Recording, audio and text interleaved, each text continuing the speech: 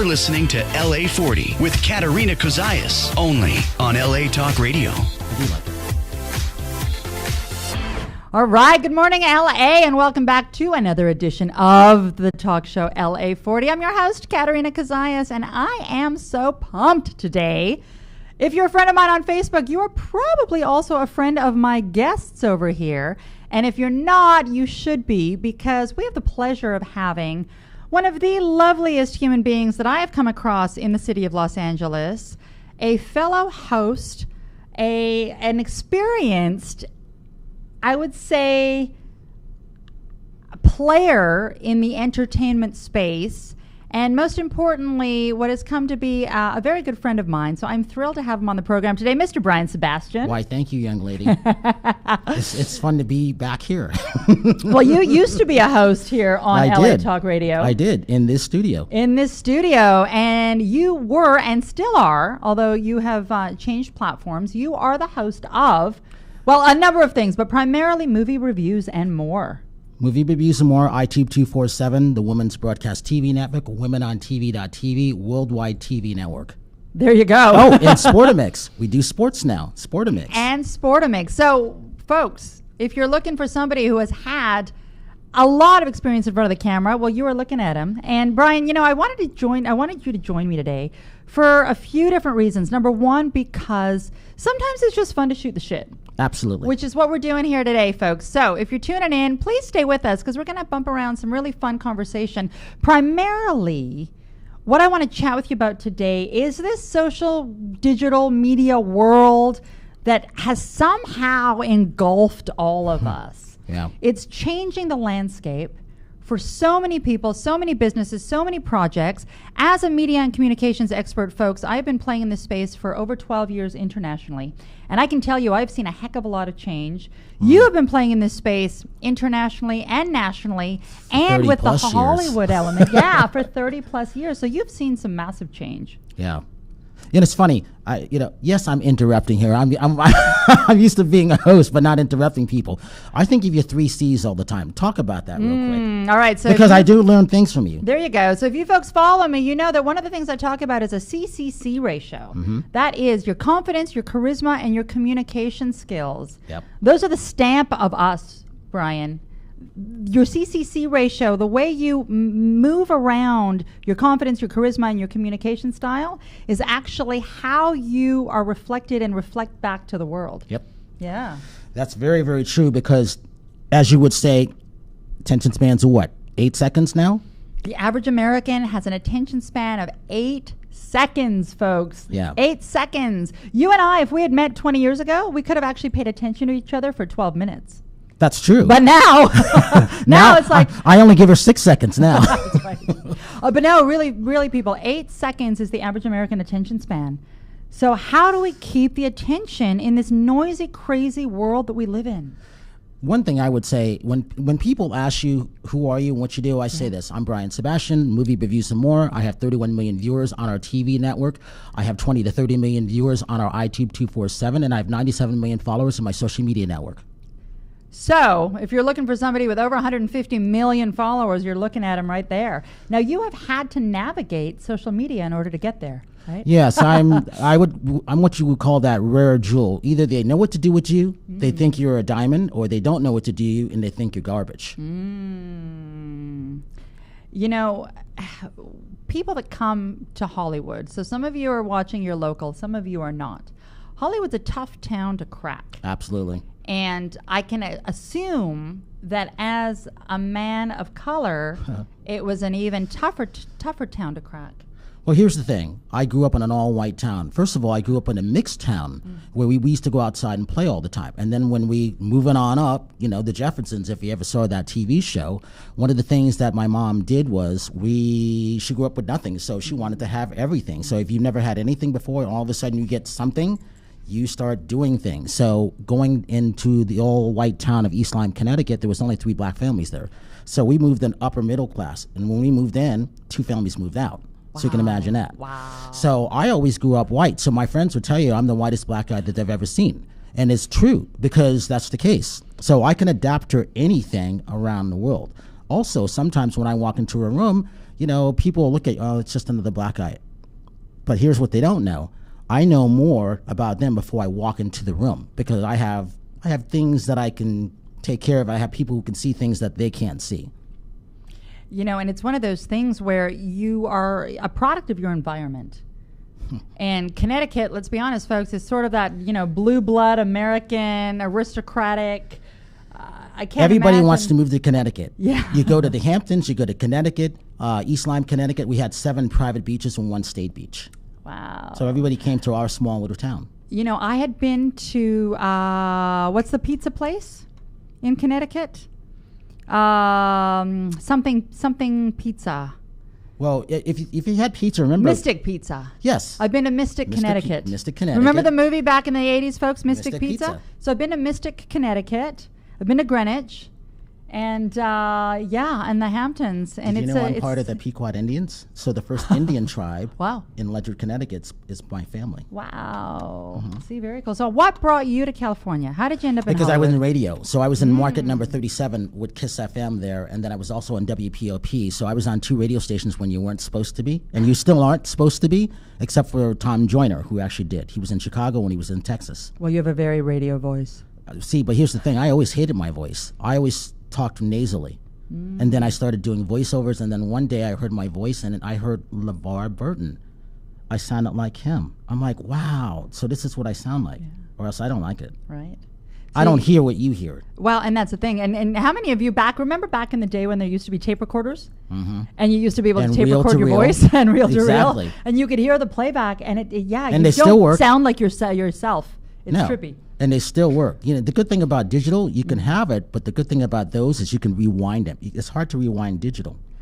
Well, and again, I just want to go back to digital is changing the landscape. So for you, having seen the entertainment world sort of morph and change, how important is it for people out there who might be sitting on their couch right now watching us to actually start leveraging social media? Or maybe they shouldn't. I don't know. Is it oversaturated? Well, think about this. I think about this many times during the day. AT&T, for all you people who don't know, owns Warner Brothers now. What they want to do, they want to be like Netflix. They want to have their own streaming. So you're going to have many different things. Imagine going on AT&T, Warner Brothers, Fox, Disney, Marvel, DC. That's a lot of subscriptions. That's how the entertainment platform is changing. So can you do all those things? And then including have HBO. Now they own HBO. They want HBO to be like Netflix. Wow. That's why those changes. Today, Disney, their deal has gone through with Fox. Disney owns 21st Century Fox now. That's not crazy. the news division, right, the film the division, movie and TV. division. Yes. So what I started seeing in 2008, because I can see things that other people can't see, and I have people who help on the side that were really, we have the visionary of things that come up. So I can see a lot of the movement, and then it's almost like playing chess, which is my favorite game. If you can make those moves ahead of time, people still have the free will, but you still have to be able, okay, I think they're going to go there, and they go there, okay, I know what they're doing. If they go here, I know what they're going to do. If they go here, will they go here? You don't know, but I still have to know. It's hard to be on it every day, though, as you know. They say that the average American, I've got a lot of average American stats, I don't know why, but the average American spends 27 hours a week playing online. That's almost a full-time job. It is. 27 hours a week is a lot. Well, think of all those women. I think of those social media influencers who are in the gym. They're taking pictures of them in the gym. They're taking pictures of their legs, their abs, their glutes, their butts, obviously, and they're getting all these followers, right? If I did that, I'd have tons of followers. But I'm not what you want to see, so I had to figure out a different way to get other people to come in. Talking about coming in, what did you think of the coming into and out of award season this year? Well, my film that I picked, because I'm a movie critic, and people forget that now, but that's what one of my number one loves is. It's like Siskel, Ebert, and Sebastian. I was there. At one point I was going to go in, and I'm like, nah, I'm not. I wasn't good enough to be there, even though I wanted to be there. It was near the end at that point. Yeah, mm-hmm. So I came up with a 4E system called the 4 E's. A good film, good CD, good movie, like her book is good. It's got to have the 4 E's. It's got to be entertaining, engaging, exciting, emotional, education. If I didn't like it, I just called it empty. What's your favorite movie of all time? Do you have one? I do have one, even though I see so many films a year, because I see an average of 2.5 movies a day still. So my favorite film would have to be It's a Mad, Mad, Mad, Mad World. And the reason for that is when I was a kid, that's the movie that held my attention, and it's a 3 hour and 15-minute movie. And you were a kid. Imagine And I trying to watched get a the kid whole to thing. sit for 3.5 hours. I watched the whole film. I'm like, Right? this is good. So when I finally met Milton Berle, who was the star in that, who started the Friars Club. If you know about the Friars Club, they don't have it here in Los Angeles. They used to be in Beverly Hills. Now they still have it in New York, where they would go and roast celebrities. So Sammy Davis Jr., Whoopi Goldberg, they were honorary members. I was the third minority member to be a full-time member. Wow. There was only 3 of us. Amazing. Yeah. They were all honorary. They were never members. But you were. Excellent. For people that may not be familiar with the movie Mad, Mad, It's a Mad, Mad, Mad, Mad, Mad, World, Mad World. give us the premise. There's like go missing gold and missing money, and all the world's best comics are in this film. Okay. And what they have to do, they shot around all Los Angeles, and they have to go all the way all around Los Angeles to find this missing money. And it's underneath a big, huge W. So you have, Abbott and Costello in it. You have Milton Berle in it. You have Lucille. Well, It was kind of like the lot Ocean's of 11 people. of the day, right? yes, exactly. Where like all the stars were in it, and then you're on this sort of treasure If you hunt ever get a almost. chance, go on Turner Classic Films, and you can still see it. Now, here's the thing: Turner Classic is owned by AT&T now, so hopefully they won't mess with that. But one of the best film festivals is the Turner Classic TCM Film Festival, which is coming up Where's that taking in place? Los Angeles at the Roosevelt. How come I don't know about that? Well, stick around with Will me. I be there? You'll Yeah, be will you take invited. me? I'll take All you. right, all right, And it's we- very good because they show classic films. So when it comes to classic movies now, Spike Lee's Do the Right Thing. It is considered a classic film now. I'm considered a classic gal. Yeah. Well, you're the cute girl. I think I have many I'm giving nicknames my for age you. away. When you pass a certain age, I have a birthday coming up. I know. In It's the same day as my Buddhist 10 birthday. days. Did you know that? No. I have officially practiced Buddhism for 30 years on your birthday. Wow, you started practicing Buddhism. Hmm? Wow. For those of you that want to know, folks, it's March 18th. Mark your calendars. Send Yep. me presents. I'm all about receiving lately. I want to Exactly. talk about energy a little bit. Energy is very important. You're an especially energy here in Los guy. Angeles. Yes. How important is the maintenance of your vibrational frequency? I know you play in that space a lot. Speaking It's of Buddhism. you have to. Well, I've been seeing a shaman since October of 1993, Joya Delaney. If I hadn't started seeing her, I'd be one angry black guy. I can tell you that, because when you're not attracting things, and we're in a retrograde right now, so if you're not attracting energy, there's something going on. And you just know if you're something's happening to your car, you're getting speeding tickets, you're walking outside, falling into a manhole while looking at your phone, something's wrong. It's not a coincidence.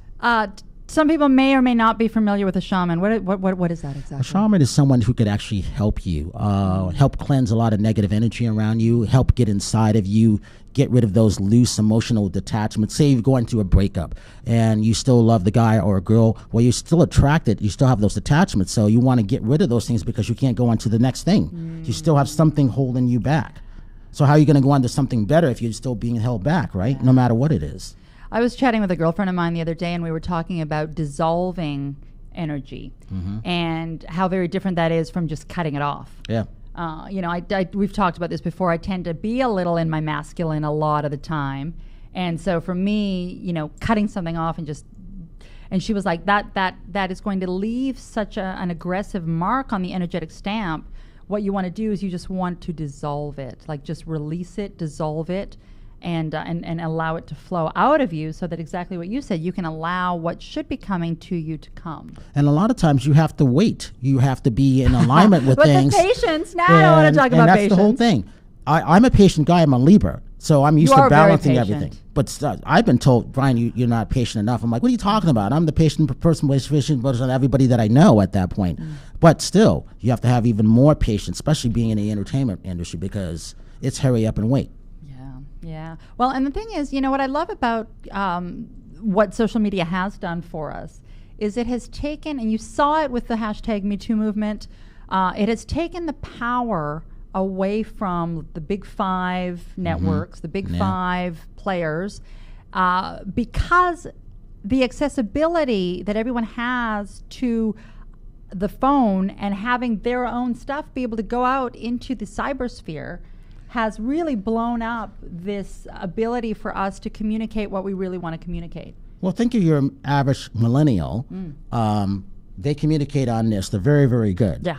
But Th- you know this what? being But a they don't phone, know how yeah. to communicate like this. Right. This is an issue. So what good is it if you have 1 million followers, but you can't talk to you? But on the flip side, if you have 1 million followers, why would I care to talk to you? Because they lose it in a way. They lose that lack of communication, and it's all about communication. You know, it's really funny. I have a nephew. I have 2 little guys. They're 5 and 2. And a couple of years ago, the little guy was, you know, they don't give him a lot of tech time, but they had given him the iPad. And so he was kind of used to swiping, playing some little games. And then he went to my parents' house, and they have a, you know, classic TV. And I remember he walked up to the TV, you know, started trying to swipe it. And I realized, wow, like this is what they know, Yep. you know. And when he calls me, he Skypes with me or he FaceTimes with me. And when he can't see me, he's like, well, why can't I see you? And I thought, wow, you know, their version of a telephone is video conferencing. Yep. It's crazy. But here's the thing. Will they be able to write as someone who's a good writer? Well, but this is the question. Will they need to? Yes, you're going to always need the basics, no matter what. Things, when something goes wrong with communication, you got to go back to what you knew. Right. Yeah. That's the whole thing. Well, and neither of us is parents, but I think for those of you who are parents who might be watching, you know, from what I can appreciate, I think it comes down to balance. Absolutely. It's all about balancing. And again, a shaman is there to help balance your energy with everything, because if you're off kilter and you can't get back on, you're like, oh, it's just a bad day. What if you have 7 bad days? Is it still a bad day? No, it's called bad luck. I was reading a book and they were talking about a mental diet and how you want to go 30 days in a row feeling good. If you get to day 9 and you have a breakdown, you have to reset it. So that would be my invitation to you if you're watching at home. Can you allow yourself 30 days of actually feeling good? Okay, so this is what I did. And I did it for 5 years in a row. You I got felt down good to, for 5 years? Well, but here's what I did, yes. Because I in 1 year, I got down to, I only had 5 bad days in 1 year. What? Imagine doing that. The year before that, I had 7. The year before that, I had 9. The year before that, I had 11. And I had the 13. And I worked my way back. But you know what? Doesn't it feel good to feel good? Yes, but you have to you're always on it, and you're always working it, though. Meaning you're doing a lot of work on yourself. That's the whole thing. I've done a lot of work on myself. Okay, so explain that to the people watching. What does that mean? Well, here's the thing. Some people go to church. For me, I like to practice Buddhism. I love drum and bugle corps. It's the things that make you happy. If you're doing things that don't make you happy, why are you still doing them? Yes. Right? For me, I'm doing what makes me happy, but I'm also doing what makes my co-hosts and my friends happy. Right. My model is leave them better than when you found them. And I do. And I've done that many, many years, and all my friends will tell you that. But what I did, and I had to balance this, is I was always helping them, and I walk away zapped. And then I had to get me back. You give so much energy. I did. Yeah. I did. And I didn't know how to align it at that point. It was a work in progress. Right. Now I know how to do it. Yeah, I want to talk about what you just said, which was enjoying the people around you. So I became very intentional in my business. For those of you who know, I run a media consulting and strategy company. And about 18 months ago, I decided, you know, I'm bringing all these clients in, I'm representing all these people, but do I really like them? And then I realized that if I became a little more strategic with respect to the clients that I was allowing into my business, I would actually end up enjoying my day. So now the clientele that we represent, are actually people that I genuinely like to get on the phone with, and I'm genuinely passionate about helping. And that has really allowed me to genuinely appreciate and enjoy my day. So if you're out there, why not work with people that you actually enjoy, you know? Well, and I do. And you've met almost all of my co-hosts. I have 10 of them. Fabulous and we all team. get along, but we don't all get a chance to get together. I mean, we still can't get a group picture because we're all busy, but we get close. So when we go to the gifting suites or, you know, or an event that we're doing, like you went to the Bill and Melinda Gates Foundation. Yes, that was a beautiful for event. GBK at that point. And so you got a chance to meet Victoria, Giselle, Flora at that point. And then you met Terry on another event, and then you met a couple other people. So I just can't get all of us together, but it'll probably be in Tennessee. There you go. Yeah, Tennessee's coming up. I'm a Tennessee virgin, folks. I've never been. She won't be for long. I'm a huge country music fan. Ooh. So I'm looking real forward to going to Nashville. I didn't know you like country music. Yes. Oh, wow. Okay, I got it. I got some people for you to meet. There we go. Interesting. Okay. Are you a music guy? I know you're a movies guy. I started in music. Okay. Yeah, I was a disc jockey. I was one of the best in Connecticut. I used to disc jockey the white clubs. See, you don't know any of this stuff about me. Don't. I used to be. The secrets are I coming used to out be now. in that club where they wouldn't let a lot of blacks in. I'd be the only dark spot in the nightclub because I was the disc jockey. Now, do you think that has changed at all, the whole white versus black, in the 30 years that you've become an adult? It's better. Okay. It's better, but it's always a work in progress. So I've always been that one dark spot in the room who happens to be maybe the brightest light, if that makes sense. Well, you're certainly a bright light. I do my thank you for best, but it's a being- lot of work. Yeah, it is. Well, you've done a lot of work on yourself. Absolutely. Do you well, meditate? You know. Yeah, I do. Yeah. A couple times a day. It's not easy with all the stuff going on. That's why I can't wait to get out of Los Angeles sometimes. Yeah, for those of you that are here, you'll know what we mean. There's an interesting energy here that is a combination of frantic meets fantasy. Right? Would you agree with that? Yeah. This is a place that magnetizes people that have dreams from all over the world, and they come here with a dream, and very, very few of them are persistent enough to see it realized. And because of that, there's an energy of, I have to make this happen, I have to make this happen, I have to make this happen. And what happens is people start falling off because it's not easy. It's not an easy town. This is the toughest place to make it in the world. Not New York, here. And the reason I say that is because nobody warns you for what you're about to experience when you get here. When you came here, let's say from Miami, did you know, you just knew you were coming out here, but did you know once you got here, you're being dropped off in a minefield. Never mind what happens during the day, there's things that happen at night. And I call them the night people. Some of the most beautiful people in Los Angeles, you only see them at night. Have you noticed that? Yes. I'm like, where's this woman during the day? And then you can't reach them. They only come out at They night. come out at night. Yeah, it's very interesting. Yeah. How do you feel about Vegas? I know you spent some time there. But I don't go out. See, I'm not a gambler. I go and get work done. So I leave here, do all the stuff. I go there and I can just sit in one spot and get everything done that I need to get done because there's a lot of stuff of what we're creating. Where do you see the movie industry going? It's changed a lot. If people can keep up with it, whether it's the publicists, whether it's the actors, I mean, think of this. Disney owns 21st Century. Disney owns Marvel. Disney owns Pixar. Disney owns Star Wars franchise. Wow. What movies are making the most money? Marvel, right? Yeah. When you see a Pixar film, who's going to see it? They got their streaming service coming at the end of this year. Yeah. Well, and you know, again, folks, Disney, if you don't know his story, you know, this was a guy who was a little cartoon graphics designer that was told back in the day that he sucked. Yep. And he decided to leave and start his own cartoon making company. Yep. And then he had a vision for what that could be. And then he decided to start, you know, Disneyland and all of that. And look where we're at 80 years later. I mean, don't quote me on those dates, but I think it was back in the 20s that Disney was around, it was. right? You know, in the 30s, there's two great documentaries on Walt Disney. One is sanctioned by the family, the Disney estate, and they're both very, very good. And one is how he started. And now when he was drawing Mickey, there's different variations of it. But when he was drawing that, you know, they told him he did suck. He was terrible. But the vision that he has was, you know, marvelous of what he's created. Think about what do all the athletes say where they're going? We're going to Disneyland, right? That's right. So I'm modeling something after him where we're going to have our own Disneyland. You have a number of projects in the works, on the go, coming to fruition. We're going to have you back to delve into that a little bit later in the season because some of the things he's working on right now, folks, are going to offer a really fantastic, I don't want to say escape, a really fantastic opportunity to allow people to step into their creativity. Absolutely. And you're collaborating with some of the best in the business. So there's a lot some of the best cool technology news outside the coming U.S. down. that's not even here yet. Yes. So fun. And that's why I like to hang around with people like this that are innovators, change makers, visionaries. And I thank you for allowing me and really supporting me in my pursuit of my dreams here in Hollywood, because it ain't. Well, I'm changing your life town. too. Watch and see what I do with her. Watch and see what happens. What I want to ask you before we close out here today is, did you have a dream as a little boy?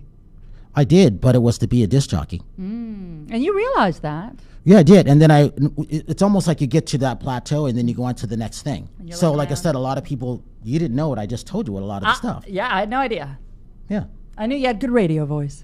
Well, I didn't see that. But what I really like to do is doing voiceovers.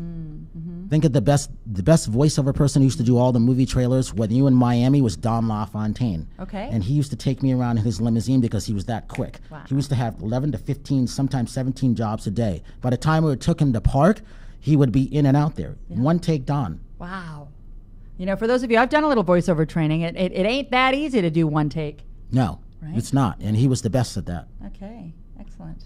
Well, you know, if you're watching this, I thank you for tuning in with us because we always try to bring some interesting conversation. What I love about Brian is he has such an expansiveness, and the projects you're working on Are that fun. we can't even talk about it are really, really cool. Yep. Yeah. I'm really happy about that. Is there anything in terms of a movie, in terms of its subject, that you feel hasn't been touched on the way it could? Any historical stuff, any, you know, future stuff? What would you love to see that hasn't really been showcased? Well, that's an interesting question.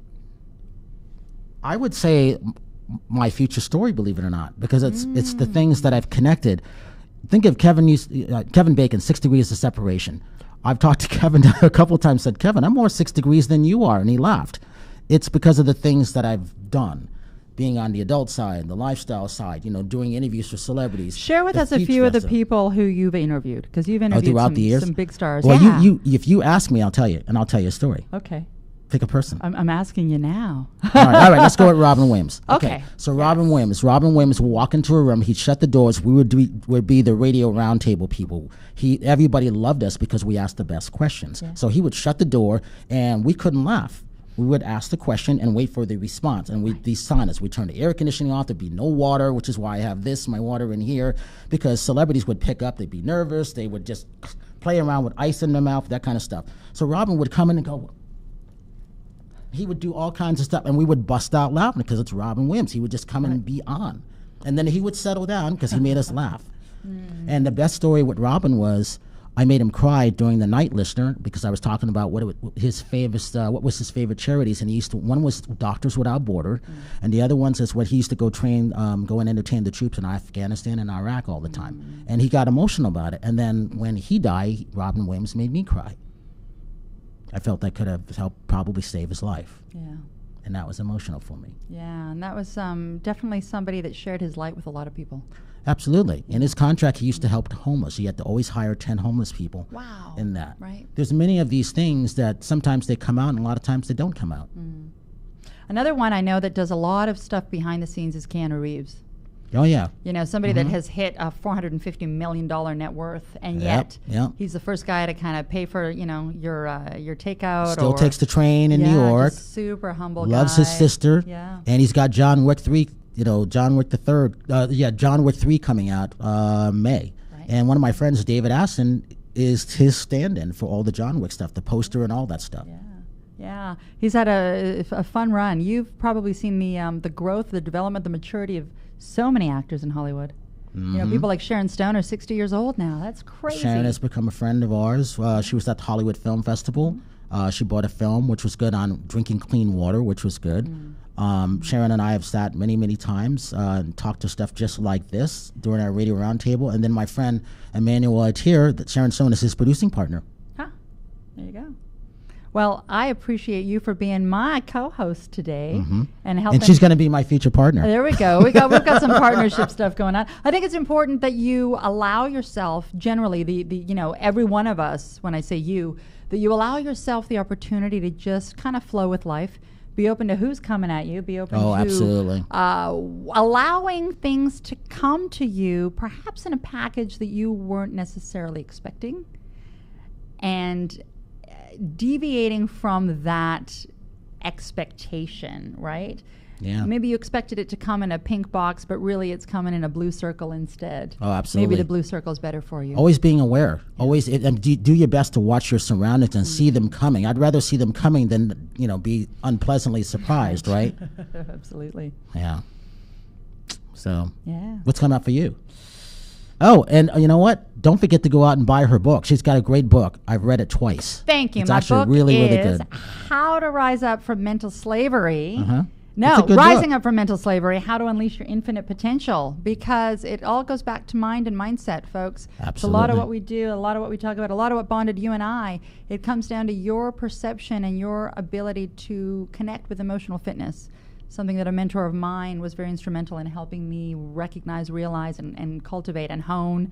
And some days it's easier than others, right? Yeah, it's not easy to be on all the time. It's not easy to have that good day. Like I said, I got down to, I only had 7 bad days one time. That's not easy to do. Imagine doing that and keeping track. Yes. And doing it 5 years. Yeah, well, I'm working on my own mental diet, 30-day mental diet, folks. The longest I've gotten is to day 22. And then I disconnected and had to start again. So I'm working it. What stopped you? Oh, gosh, we don't have enough time. We don't have enough time. But no, folks, really, make a commitment. Start today, 30-day mental diet. Make a commitment to just be vibing high for as many days in a row as you can. You can get yourself to a point with a lot of discipline and intention. I have a lot of discipline, I could say that. 365 days minus 7.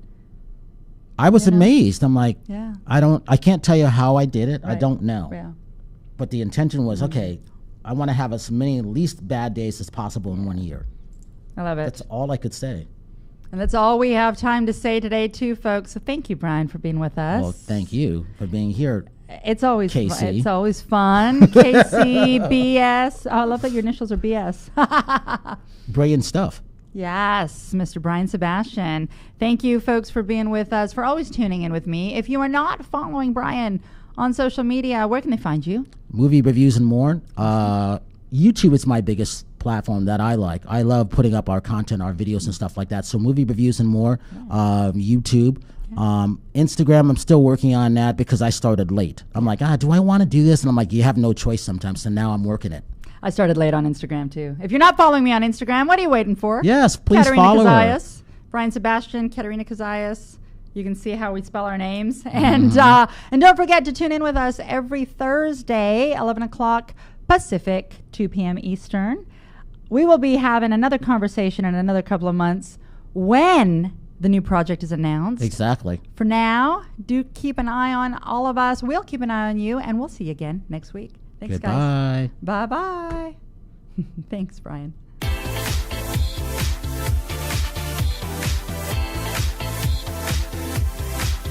You're listening to LA40 with Katerina Cozias, only on LA Talk Radio.